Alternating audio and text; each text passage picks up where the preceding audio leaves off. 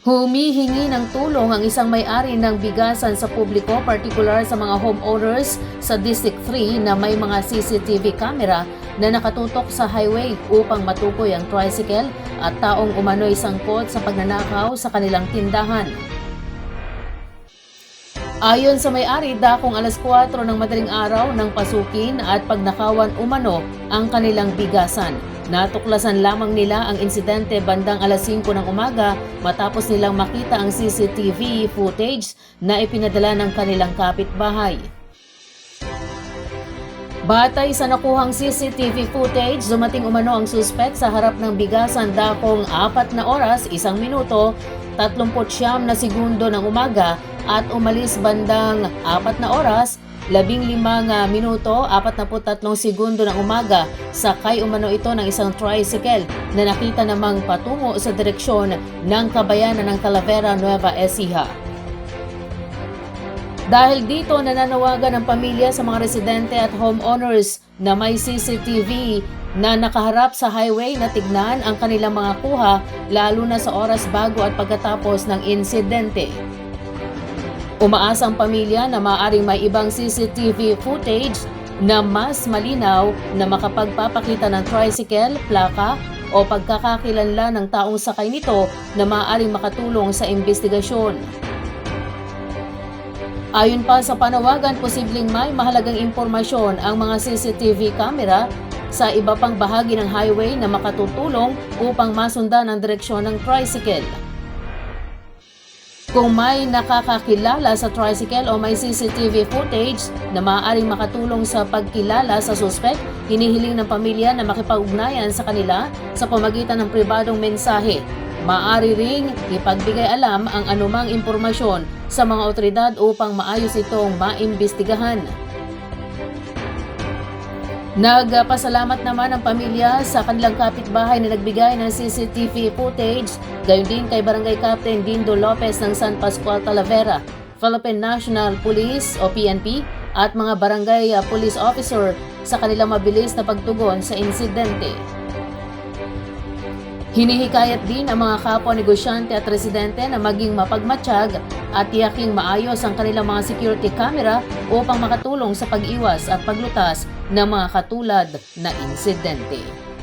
Nasa kote ng mga otoridad ang top 7 regional most wanted person sa isinagawang manhunt operation sa bayan ng Lupao, Nueva Ecija bilang bahagi ng pinaigting na kampanya laban sa mga pinaghahanap ng batas.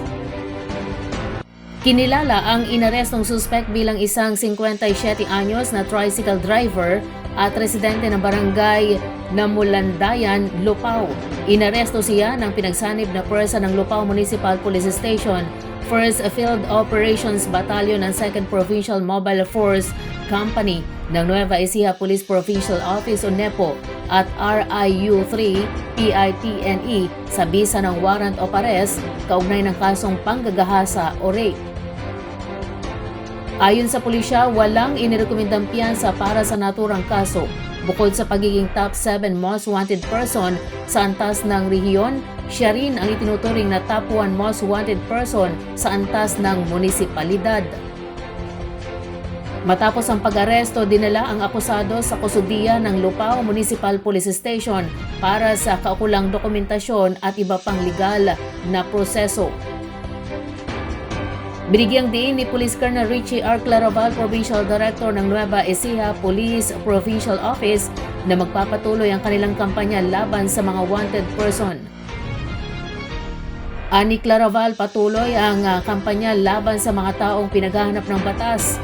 Tinitiyak na walang sinumang lumalabag sa batas ang makakaiwas sa pananagutan habang patuloy na pinangangalagaan ang kapayapaan, kaayusan at kaligtasan ng komunidad. Arestado ang isang 48 anyos na lalaki matapos umanong maaktuhang nagbebenta ng hinihinalang shabu sa isinagawang anti-illegal drugs buy-bust operation sa Barangay San Francisco, San Antonio, Nueva Ecija, madaling araw ng August 1, 2026. Batay sa ulat ng San Antonio Municipal Police Station, isinagawa ang operasyon dakong alas 12:15 ng madaling araw ng mga operatiba ng Intel SDEU sa ilalim ng direktibang pangasiwa ni Police Major Ernesto V. Isguera, Acting Chief of Police. Ang suspek ay isang 48 anyos na may asawa, magsasaka at residente ng Barangay San Francisco, San Antonio. Nakapaloob umano ang kanyang pangalan sa Drug Watch List o SLI ng mga otoridad. Ayon sa pulisya, naaresto ang suspek matapos umanong mahuli sa aktong nagbebenta ng isang heat shield transparent plastic sachet na naglalaman ng puting malakristal na substance na pinaniniwala ang shabu. Sa isinagawang protective search, na-recover pa umano mula sa kanyang posisyon at aktual na kontrol ang 4 na karagdagang sachet na naglalaman ng hinihinalang shabu, gayon din ang isang 500 pesos buy bus money. Umabot sa humigit kumulang 2.90 gramo ang kabuang nakumpiskang hinihinalang shabu na may tinatayang standard drug price na 19,720 pesos. Isinagawa ng operating team ang marking at inventory ng mga nakumpiskang ebidensya at ito ay ididokumento sa pamagitan ng mga larawan.